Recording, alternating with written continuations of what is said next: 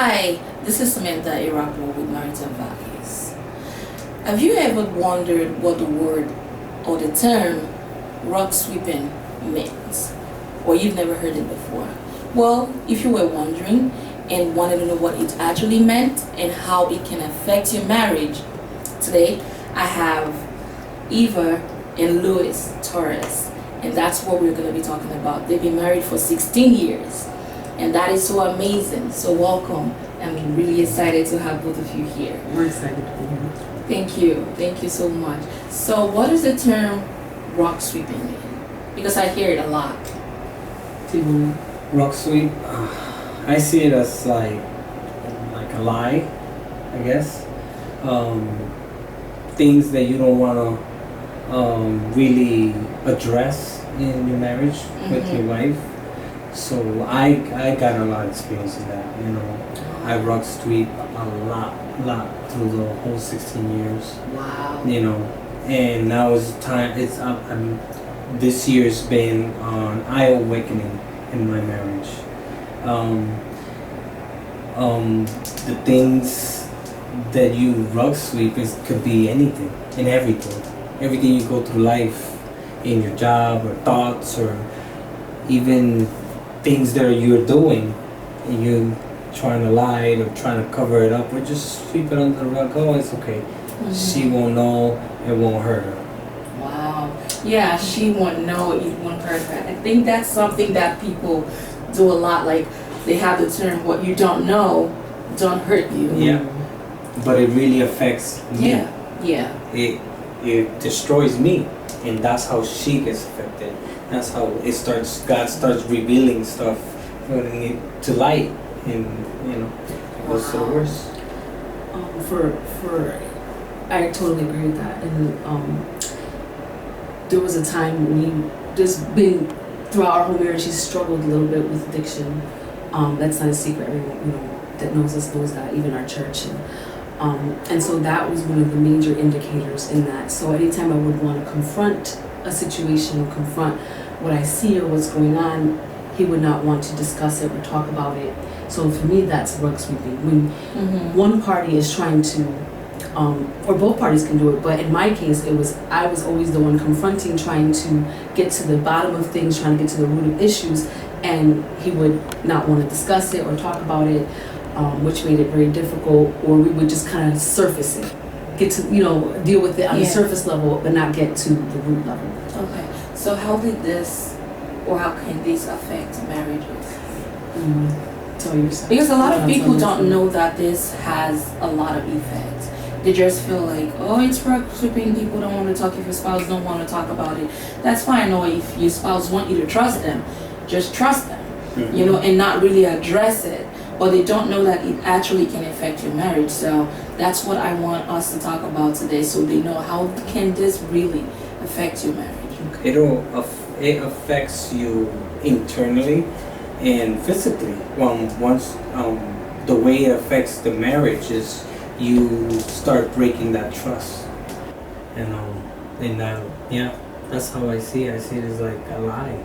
You live in a double life because you're rug sweeping and rug sweeping and rug sweeping. By the time you realize you got so much stuff inside that nobody knows, that you just pushing it to the side because you don't really want to discuss it, or you don't want to hit that spot because it hurts. And when you don't deal with issues, there will be triggers. There will be triggers that happen along the way that will trigger that subconsciously. So sometimes even when it's not being dealt with, subconsciously will come up with any kind of trigger. Something could trigger it, and then you're arguing and you don't know why you're arguing, or you feel disrupted inside, or you don't feel good. You know something's wrong, but you don't know what it is. And as being his spouse and that happening, I would feel things, and I would know something was off. I would know something wasn't right, but I could not put my finger on exactly what it was because he wouldn't discuss what the problem was, but I knew that something was wrong.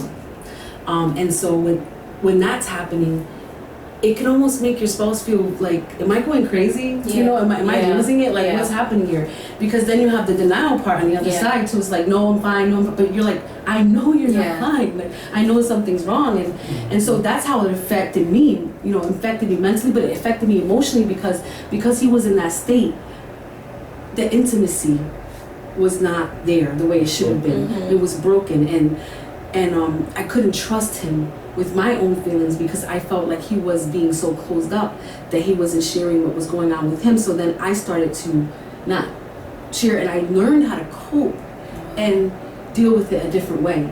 And I started having different coping mechanisms. Well, one obviously was God. If it wasn't for prayer, if it wasn't for, you know, going before the face of God and crying out to him, I probably wouldn't even stayed in the marriage. Mhm. You know, it was really God who kept us together. But there were times where I felt like I was going crazy. There were times when I felt alone. There were times when, you know, I felt like, do I want to stay in this marriage like this when the other side is not, I'm not receiving the intimacy that I need from the other side. And that's how it's affecting us. And you've been married for 16 years and had to go through all of this. I really commend you. Like, how would you, people who are going through this now, what would you say to them, knowing that you have been there and you're now out of there and still working to stay out of there? What would be your advice to them? My advice would be to whoever's doing it, be transparent and open up. That's the only way out. Open up to your spouse, open up to whoever you're doing it to, because it'll really affect everything.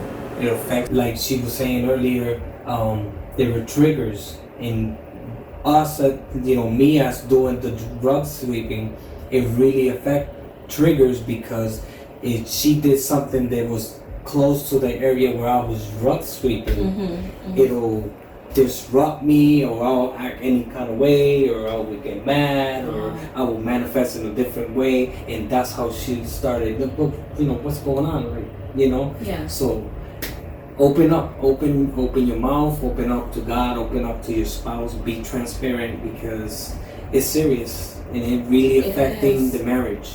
It is. Transparency is key. Yeah. Communication is, I can't say it enough, communication is the thing that holds together a marriage. And the thing is that I wish he would have trusted me enough. But because he, like I said, because he was bound with the drugs, that was just a way that he was dealing with it. But I don't know that he trusted me. If he just didn't trust me, if it was because of where he was at. Mm-hmm. But trust is a key, and no matter what's going on, we need to be able to trust each other enough to know that even when we're struggling, or even when there's something that we may not think that our spouse may be okay with, that it's important to bring things out and open so that we can pray with one another, so that we can be there for one another, so that we can help each other out, because we can't do it alone. In a marriage, we're one, so that means that we're supposed to deal with things as one, together. Mm-hmm. So there should be no secrets or anything that is bothering either one of us.